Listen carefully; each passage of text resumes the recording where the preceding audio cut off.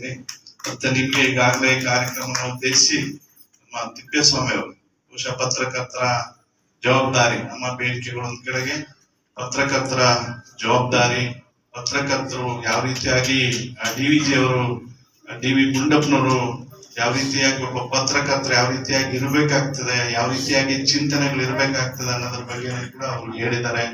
ನಮ್ಮ ಮಂಜಣ್ಣವರು ಈಗಾಗಲೇ ಮಾತನಾಡಿ ಯಾವತ್ತೂ ಕೂಡ ಎದೆಗುಂದಬಾರ್ದು, ಕೊನೆ ಹಂತದವರೆಗೂ ಹೋರಾಟ ನಿರಂತರ ಆ ಶಬ್ದಕ್ಕೆ ಏನಿದೆಲ್ಲ ಅದಕ್ಕೆ ಕೊನೆನೇ ಇಲ್ಲ.